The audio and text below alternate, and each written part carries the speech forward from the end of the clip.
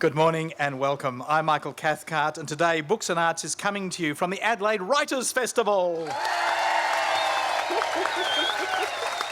where an enthusiastic crowd of book lovers and RN listeners in the main part are gathered under the trees on a beautiful sunny day here on the banks of the Torrens River in Adelaide, which really comes alive at festival time. I guess it's alive 12 months of the year. I realised that was the wrong choice of words, wasn't it? But it's even more lively than usual when we're here at festival time. So we're here today to meet Jennifer Clement, who was born in the US and grew up in Mexico, and her new book, her latest one, is called Prayers for the Stolen. Now, this is the story of a girl whose town in Mexico is at the mercy of drug gangs, and we get a sense of just how brutal, or we got a sense of just how brutal these people are last December with the news that two Australian surfers, Dean Lucas and Adam Coleman, had been killed by a Mexican drug gang. You remember that their bodies were found in a burnt-out combi van, and we got the impression or the message that they had stumbled into a massively violent corner of the world. Prayers for the Stolen is a very clear-eyed novel. It feels to me like a piece of new journalism. It has such a potent sense of bearing witness to human beings at their most elemental and their most desperate. And it's tender writing too, simple in its clarity. Jennifer is a well-known Mexican writer. In fact, she recently spent 3 years as the head of PEN Mexico. Her earlier books include A True Story Based on Lies, which is about the mistreatment of servants in Mexico. That was in the running for the Orange Prize, and a steamy and tragic book about the New York art scene in the 1980s called Widow Basquiat. Jennifer, welcome to the show. Thank you so much. And welcome to Adelaide. Now, you and I have just had a beautiful encounter. We have, yeah. Let's share it with the world. Well, first I want to say thank you so much to the Adelaide's Writers Festival for inviting me to be here. It's been so special, and now that I'm beginning to learn Australian ways, I realize it's very special to be interviewed by Michael Cathcart. Well, you and I have also shared a beautiful experience because in the green room we got to cuddle a joey. Have you seen the doctor who's got the joey? Have you seen this woman? There's this wonderful woman who's a doctor who's raising a joey. And I thought it might be something, I rather cruelly said this was something that was turned on for the tourists, and then realised this was an insensitive quip, because actually it's an extremely beautiful little creature. With a broken leg. Yeah, that she's fixed, that she's set. Yeah. So that was a lovely thing. Let's start talking about your book, Prayers for the Stolen, by having a reading. Could you read the very start of it? Because it sets up the story really beautifully.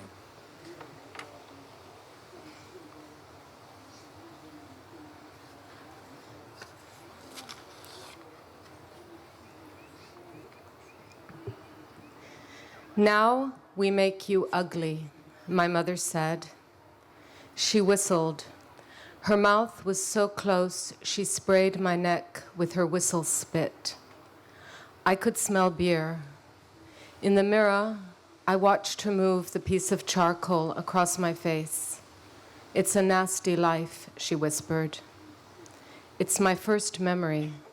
She held an old, cracked mirror to my face. I must have been about 5 years old. The crack made my face look as if it had been broken into 2 pieces. The best thing you can be in Mexico is an ugly girl. My name is Lady Di Garcia Martinez, and I have brown skin, brown eyes, and brown frizzy hair, and look like everyone else I know. As a child, my mother used to dress me up as a boy and call me Boy. I told everyone a boy was born, she said. If I were a girl, then I would be stolen. All the drug traffickers had to do was hear there was a pretty girl around, and they'd sweep onto our lands in black Escalades and carry the girl off. Jennifer Clement there reading the opening of her book, and alongside us, I should have said, is Chelsea, who's an Auslan interpreter. And watching you translate that, Chelsea, was an extremely beautiful and poetic experience, wasn't it? Did you find that, just watching Chelsea rendering this as movement was a beautiful thing. The mother says later, maybe I should knock out your teeth, she says to her daughter. So explain to us what's going on here. Well, what happened is that I knew I wanted to write about how the violence in Mexico was affecting women and girls. The story was very much driven by what was happening to the men, even in literature, because we actually have a genre now called narco literature. And so at first I started interviewing the women of drug traffickers, women mostly in hiding, just trying to find my way as to what I wanted to write about. And I did write journalistic pieces about these women of the drug traffickers. But then I heard this story from an ironing lady in Mexico who takes in ironing. And she told me how, I asked her, so how are things in Guerrero, where you're from? And she said it was just terrible that all their girls were being stolen. And what happens is that they would look out in the distance and there would be men arriving in SUVs. And so what they were doing was digging holes in the ground. And when they saw those SUVs coming, they would hide their daughters in these holes.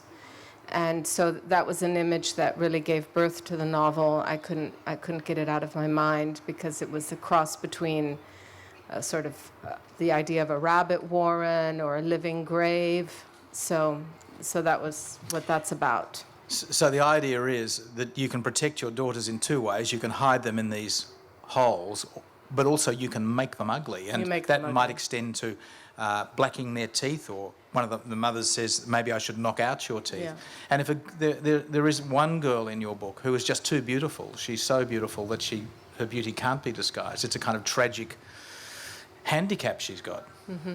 Yes. This appalling thing. So your central girl, the girl whose story we're really following, is called Lady Di. How did she get this name? Well, actually, there are many Lady Dis in the Mexican countryside. And so you do find them, not as much as you used to. And for me, the real princess has always been a very tragic figure, a kind of Cinderella whose story didn't end very happily. It ended in a car crash in Paris. So I'm able to play with her carrying this name, but I won't give it away. She's not called Lady Di for the obvious reason that everybody's thinking right now. There's also Ruth, who runs the local beauty parlour. Tell us about Ruth. Ruth is a garbage baby. In Mexico, we have a problem where babies are thrown into the garbage, and so unwanted babies, and so she's a rescued garbage baby, and she has a beauty parlor in this very broken community in Mexico. And she spends a lot of time actually making people look ugly. Yes. She one stage she says it should be called the ugly parlour. Yes. For exactly the reasons we've been discussing, yeah. So it's a town where all the men have left. There's one guy hanging around, but why have the men all gone? Well, this is true in Mexico. There are many, many communities where there are only women, and this is for several reasons. The main reason because of the illegal immigration to the United States searching for work. Then some of the men themselves are victims of violence, a lot of them are, or they join the drug cartels and become part of the criminal life, or they move to another state looking for work. But as in most novels, there are several sub-themes, and in this book, one of the sub-themes is the real sadness of living without men, and what it means to live in a world where there are no men. And I think the book is very much about how women do need the protection and the love of men. It's certainly not a book about the trafficking of girls where men are the bad guys. No, it's the drug gangs who are the bad guys. Yeah. So they're dealing in both drugs and girls. Yes. Well, I guess we understand what the market in drugs is. What is this market in girls? How does this work? Well, actually, to call them drug traffickers is really not the correct really name for them at this point, because these are transnational mafias. They're very complex, and they deal in all kinds of crime, as does the Italian mafia, for example, or the Russian mafia. So you have people that are dealing in drugs, they're dealing in guns, they're dealing in extortion, they're dealing in money laundering, and they're trafficking people, both girls into the sex trade. And in Mexico, there are a lot of men that are kidnapped to pick crops and do all kinds of work. There are also doctors that get kidnapped if the drug cartels are in some sort of war or a fight and there are bullet wounds, they will steal doctors. I've met some of these doctors that are living and hiding in Sweden, terrified. Or IT people, because these state-of-the-art heroin labs, they want internet like everybody else and Facebook, and so people that work in IT often get kidnapped. So it's a problem in many areas. So the question that your story might raise is, where is the government in all this? Why isn't the government doing something about this? And you tell the story that one of the measures that the government takes using the army is to fight the opium trade by spraying the poppy crops. Mm-hmm. But that isn't very effective. No. Yeah, I mean, on all these crops, they drop a pesticide called paraquat, which is mostly made in Switzerland, is illegal to use in Switzerland, as are many of these things.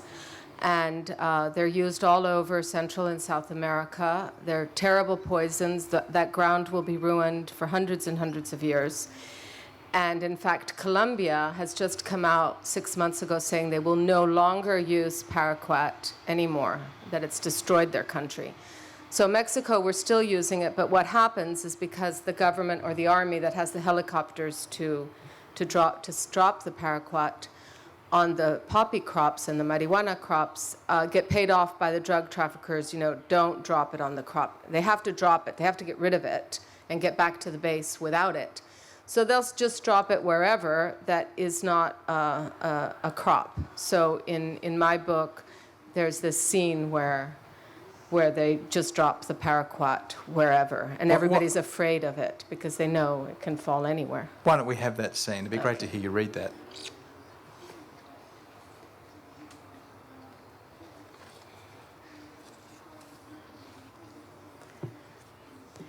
As I moved down the hill, an army of ants was marching in several lines down the mountain toward the highway.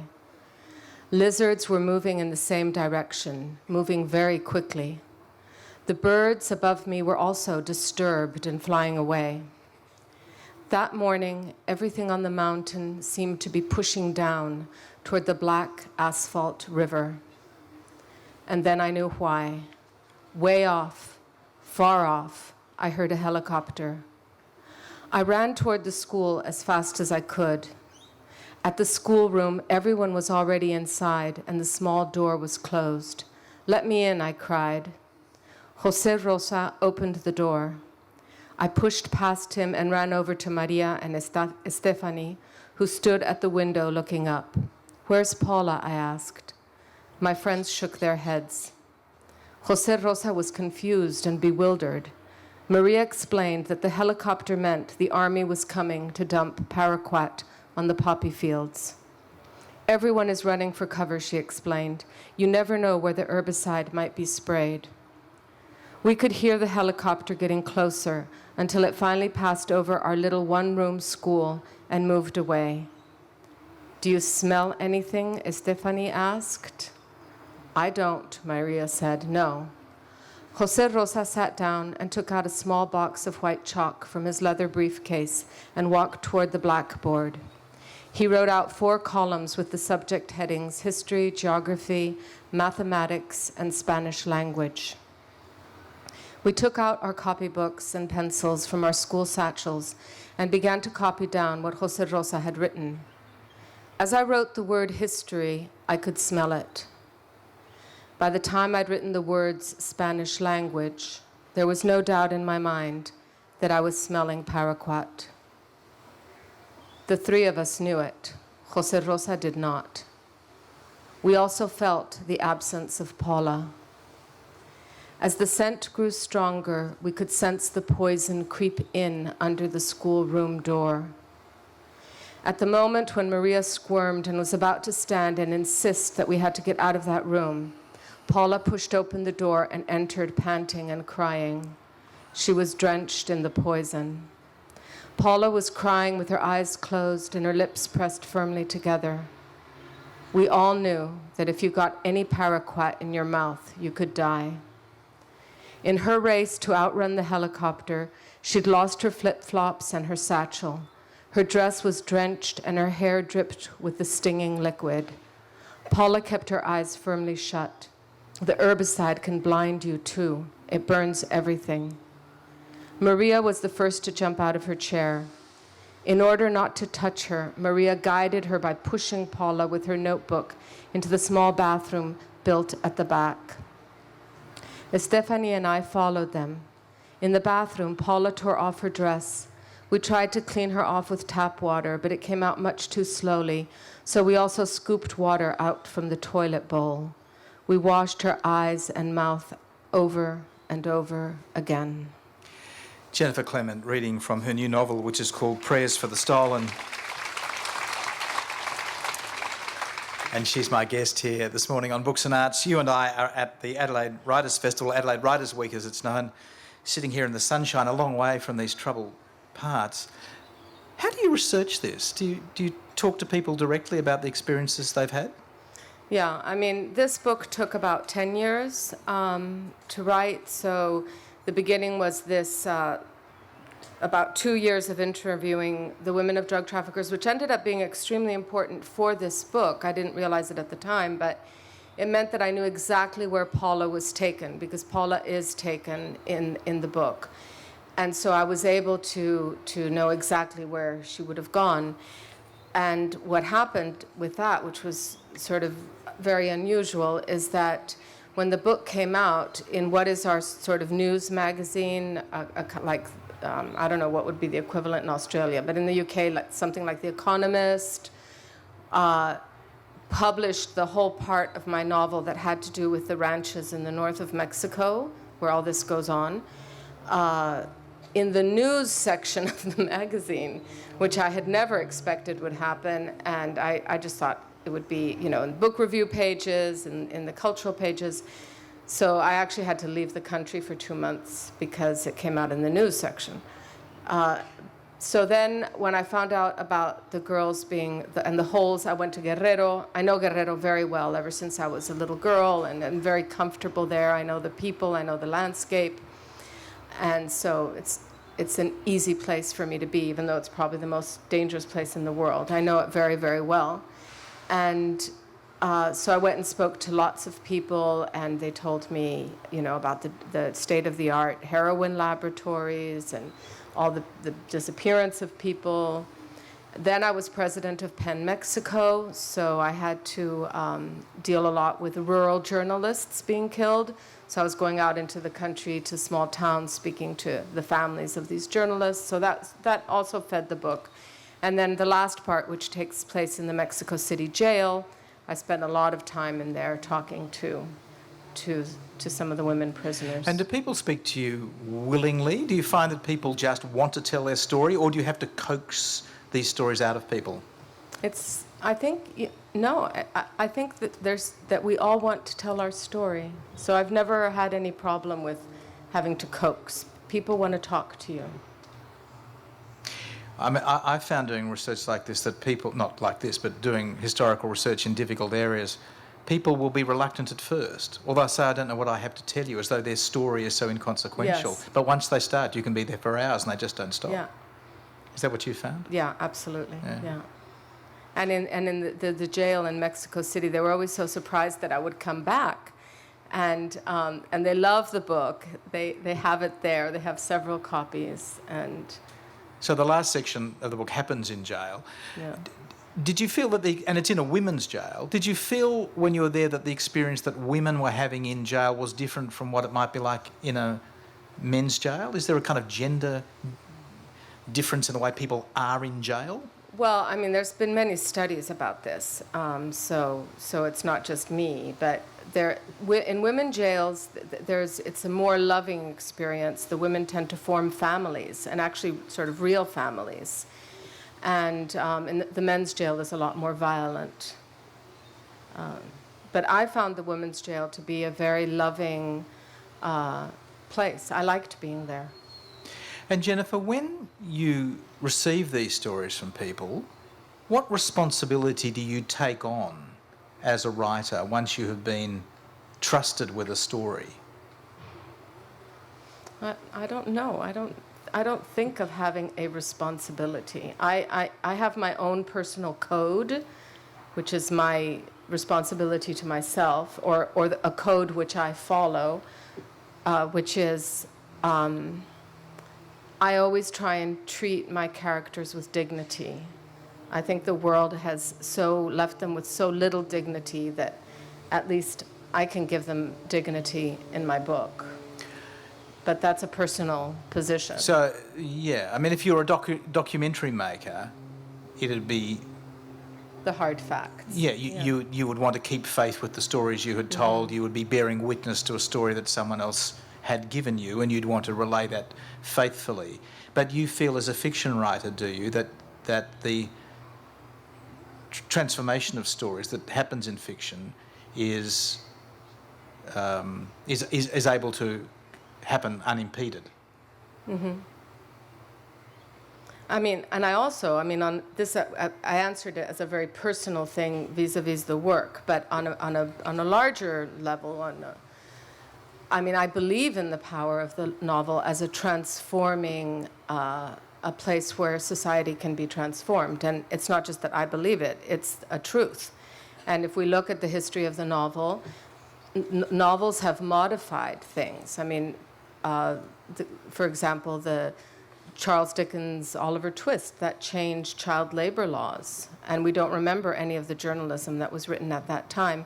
And there's so many examples like that. I mean, the Jane Austen novels, the Charlotte Bronte novels changed property laws for women. Émile Zola's novel Germinal changed the conditions for minors in France. I mean, you could go on and on and on forever. And how do you account for this power of the novel? Because it does seem paradoxical to me. If you think about a television documentary, I'll give you an example of a television documentary which led to change. There was an animal rights group which got into abattoirs in Indonesia and filmed Australian animals, Australian cattle, being mistreated in the way they were slaughtered. They were being slaughtered very cruelly. And this led to a public outcry because it was a factual documentation of an event that had happened. At a sort of theoretical level, you would imagine the same would be true of the written word, that a documentary book that was based on actual cases and actual interviews would have more power as a politically mobilising document than fiction, however researched. How do you account for the power of fiction when it's so easy for people to say, yeah, but she made it up? Well, because I think that fiction is, if it's good, if it's well done, it produces empathy in the reader. It's a place where empathy can happen so that you care, so it's not something cold and distant from you. But I have to say, I mean, I don't write like that. I mean, I don't sit down and say, oh, I'm going to write a protest novel. It is a protest novel, but that just happened accidentally. I mean, I only write about what hurts me. And then the consequence outside in the world is something else. But I don't sit down and think, oh, I'm going to write a book about that's going to change the world or create a difference. I don't think that way. Oh, don't you? No. And yet you do seem attracted, at least on occasion, to telling the stories of people who are vulnerable, who are not protected. You've written about the mistreatment of servants, for example, and here you are now talking about vulnerable people again. Well, I'm old enough now and have enough work to be able to look at it and realize that I'm always writing about the unprotected. But isn't that a political act? I think so, but that's not my intention when I do it. My intention is what doesn't let go of me, a literary intention, a feeling of great love for my characters. I always fall so completely in love with them. But I'm not thinking in this cold intellectual way that, oh, now I'm going to write a book about trafficking of girls because it's important. Right. And that doesn't come up. That doesn't cross my mind. I guess that loving quality that's in the book helps account for the transcendent quality that the book has, because although it's about very brutal issues, it's a book of terrible cruelty, really. There are moments right through it of beauty and transcendence, and of tenderness. That does seem like a paradox, that you can find these intimate moments in a story that is so brutal. Yeah, I mean, there's a moment when I'm writing the book, and it's hard to say exactly when that moment comes, but where I'm absolutely madly in love with everybody. I mean, really in love. And then I have this incredible experience. For example, for this book, I was invited to the United States Congress, speaking of the power of fiction, to talk to all kinds of groups about the trafficking of girls from Mexico to the United States, and border problems and immigration problems and drug problems and gun problems. And to suddenly be in an extraordinarily surreal situation of defending people that don't exist, that I invented. It's just, amazing. Yeah. Jennifer, what's happened in Mexico for the country to become as corrupt and as dysfunctional and as violent as you say it is? Well, that's a very complicated question, because we could go back to the conquest of Mexico and the Spaniards and all. It's a very large question, but a modern contemporary answer for today would be that we have this terrible misfortune of sharing the most crossed border in the world with the United States, and the consumption of drugs in the United States is terrible, and the trafficking of guns to Mexico is terrible. So there's really no way that Mexico can solve its problem without a decisive decision from the United States. And if they can't even control their own drug consumption and their own guns, because the latest statistic is that if the guns stopped coming into Mexico, 47% of gun dealers would be out of business. That's almost 50%. And all these guns go into Mexico, and then they filter into Central America and South America, and some cross the oceans. And it's big business. It's amoral. There's no ideology behind it. It's Donald just Trump money. says he's going to build a wall. Perhaps that would be a good thing. There already is quite a big wall that was built by Clinton, I'm sad to say. Yeah. But if Mexico were insulated from the United States, perhaps that would be good for Mexico. That's not going to happen, Michael. That's just campaign blah blah talk. No. So what role do you think the US has in Well, the U.S. fixing has to do something about the guns, which obviously that does not look like it's going to happen. And, the consumption of drugs has to be a health problem and not a criminal problem.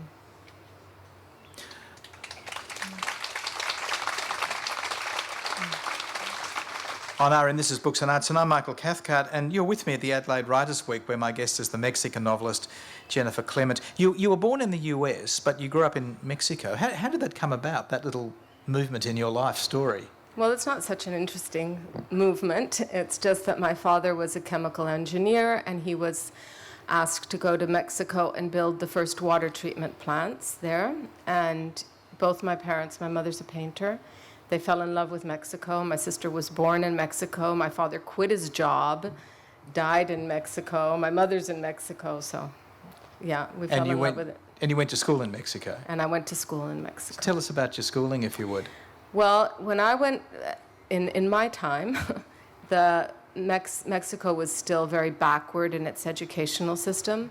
So you would go either to the French school, everything was in French, or you'd go to the German school, everything was in German, or you'd go to the British school, which was my case, so where everything was in English. So I had a very strict British education. I even had to take Latin.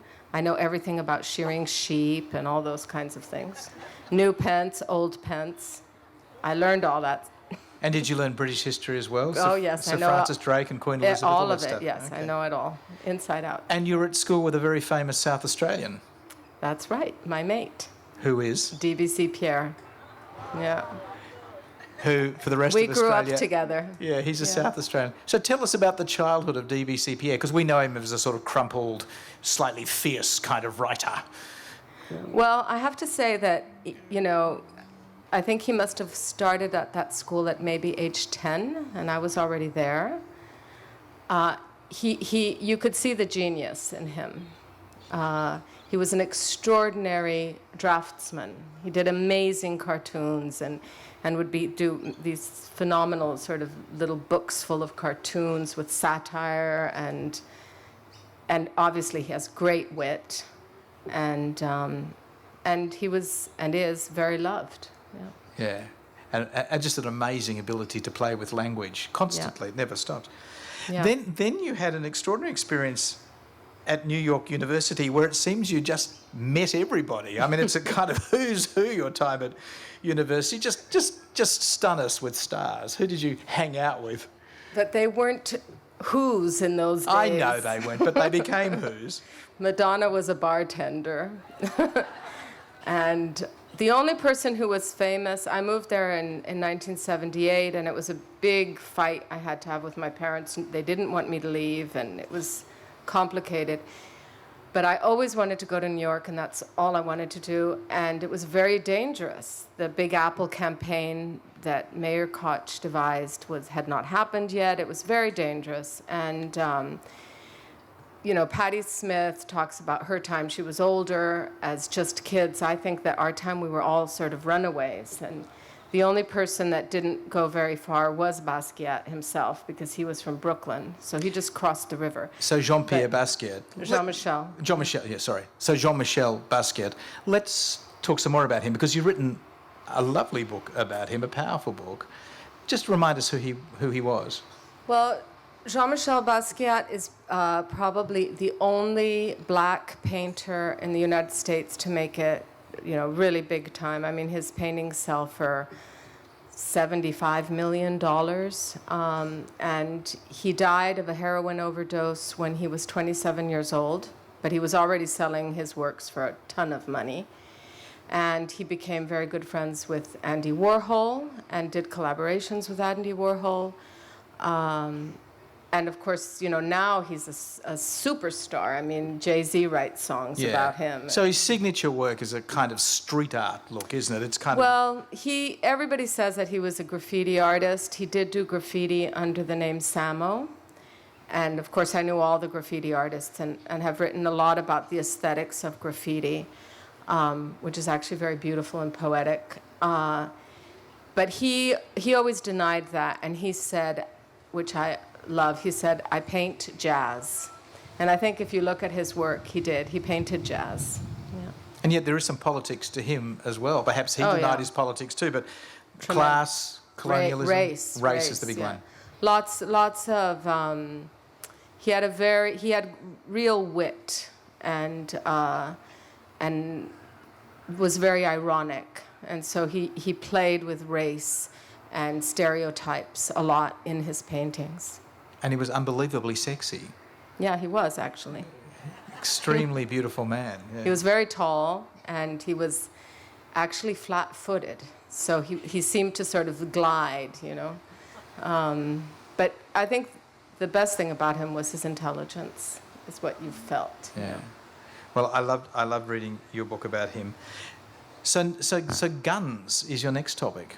Tell us about guns. What do you play? Well, you've written the guns book, have you? Yes. What's it called? It's called Gun Love. Okay.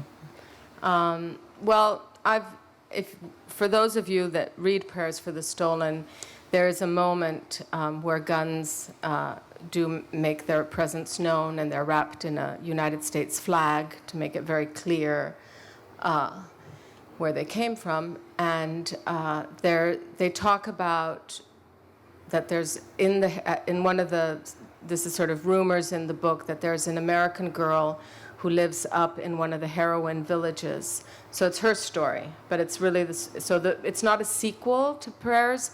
I think of it as more like a diptych. So it's the American girl's story and the story of how guns come to Mexico, although it all takes place in the United States. Do you have some theory about what it is that attracts Americans to guns? Because it's like a religion. I really don't know. I think it's really strange, but I think it is rooted in fear. And I think in general, in the United States, what you have is an enormous part of the population lives in fear, and that is a fear that is fed by the politicians. Fear of? The other. And the other means the foreigner, or just others that constructed in multiple ways? It means the government, for one, could be the other. And obviously Mexicans, black men are the other. There is some movements among the black communities to start thinking of seriously arming themselves, because this is all very white oriented. When I was growing up, the vision of America that was projected to the rest of the world was kind of wholesome. You know, when you watch television, there was Father Knows Best and the Donna Reed Show and Leave It to Beaver and Lassie.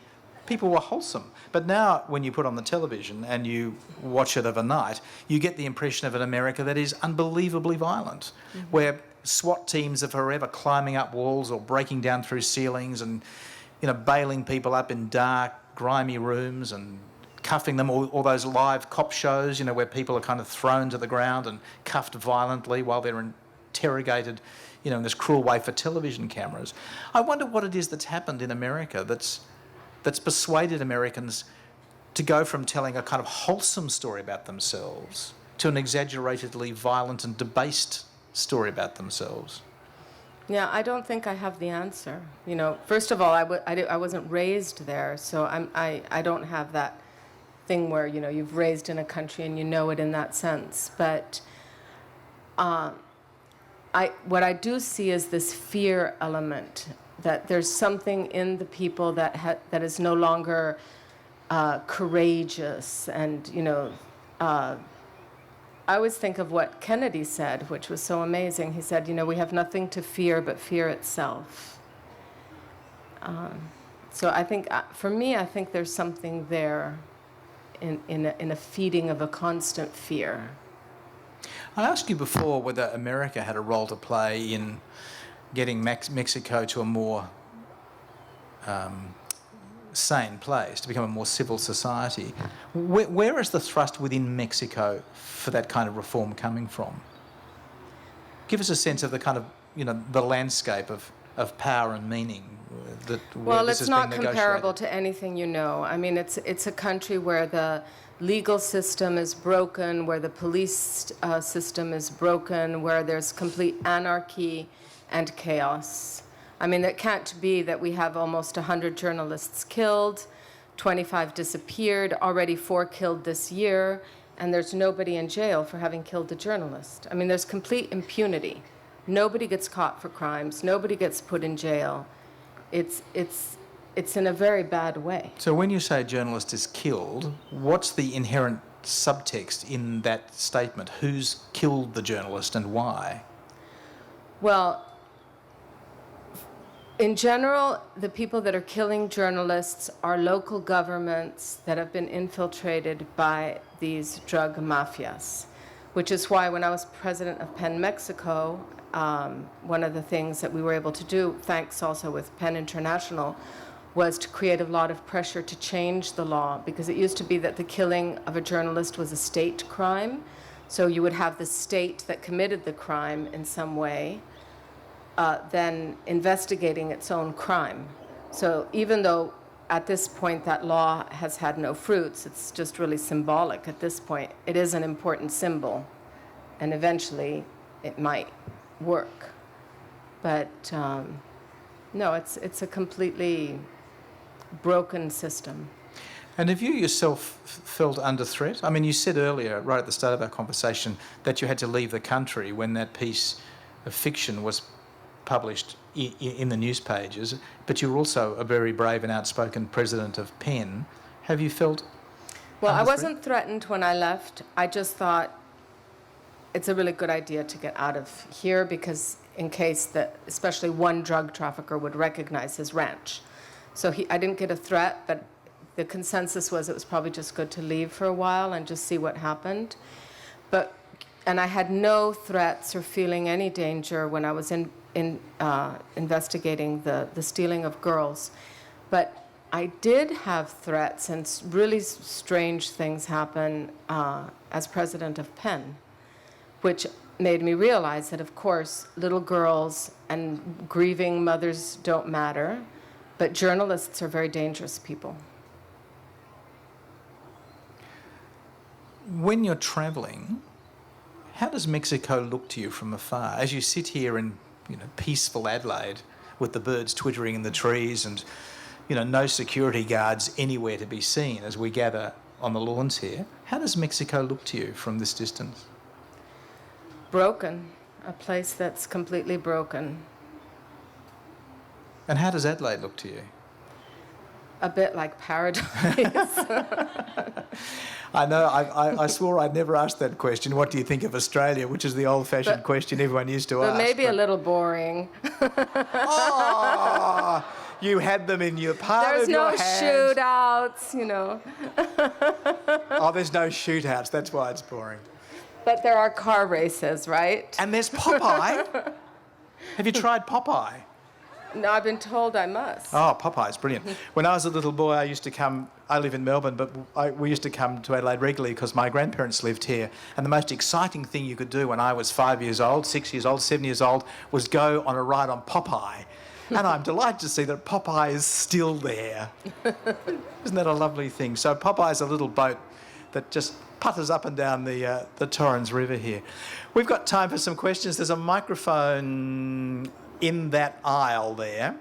So if you'd like to ask a question, if you could go to that microphone and sort of line up, we'll hear from you. Hi. When did Mexico become this dangerous place? Mm-hmm. Having been there in the 70s and 80s, seemed lovely. Yes. When did it, and where were you? Were you in Mexico City or San Miguel de Allende? Mexico City, yeah.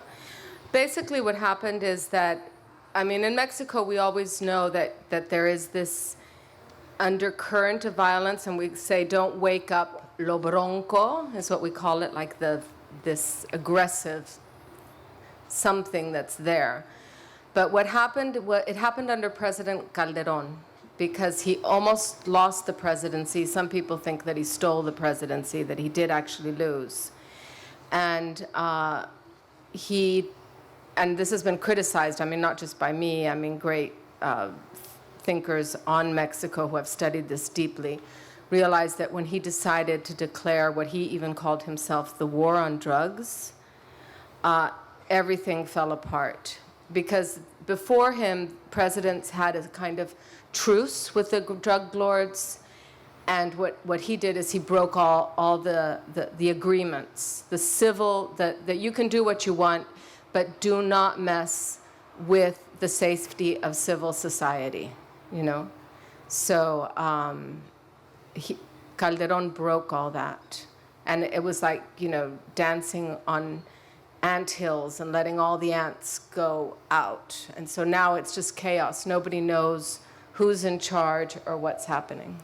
All over Mexico or just along the border? Like El Paso? Guerrero is probably the worst, which is in the middle right now.